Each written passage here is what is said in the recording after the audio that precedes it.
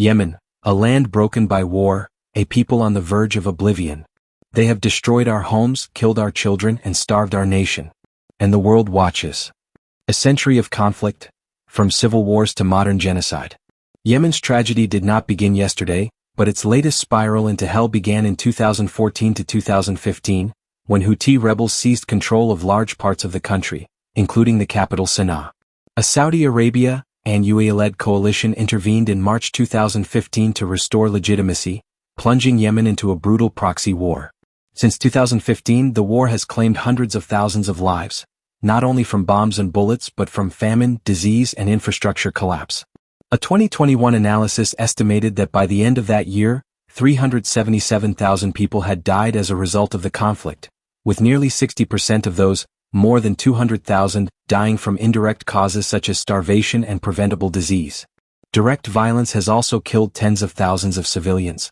The Yemen Data Project and humanitarian monitoring groups recorded thousands of deaths and injuries from airstrikes, shelling, and ground combat, affecting women, children, and entire families.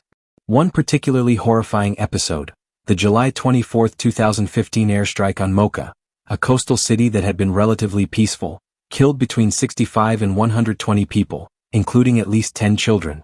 The humanitarian disaster, hunger, disease, displacement. The war destroyed Yemen's ability to sustain itself. Farmlands, markets, ports, and infrastructure were bombed and blockaded. 8 convoys struggled to reach starving communities.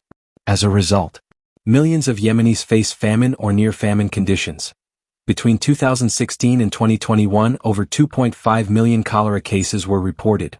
Nearly 4,000 people died in what became one of the worst cholera epidemics in modern history. As of 2025, approximately 56% of Yemen's 35 million population, around 19.5 million people, need humanitarian aid and protection.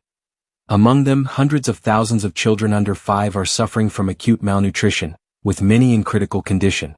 Displacement has also been massive. Millions have been uprooted, internally displaced, or forced to flee abroad. Scale of death and destruction. War crimes or genocide in slow motion.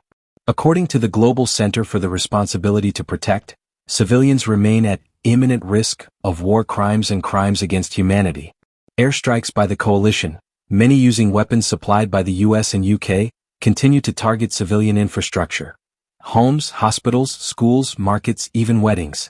The prolonged blockade and destruction of supply routes have turned war into a siege.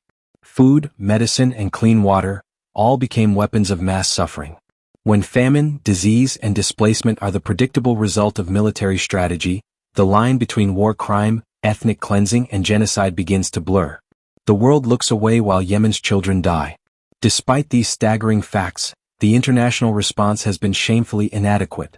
Global media attention waxes and wanes, diplomatic condemnation peters out, and arms continue to flow in, often from the very countries claiming to uphold human rights.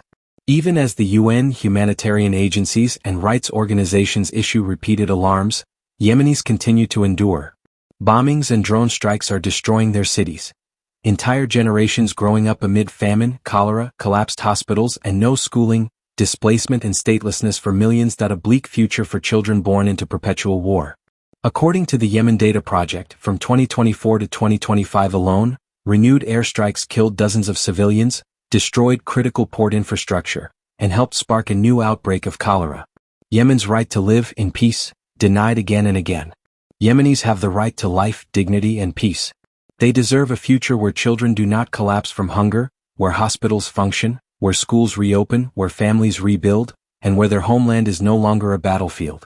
Instead, they get death, disease, displacement, despair.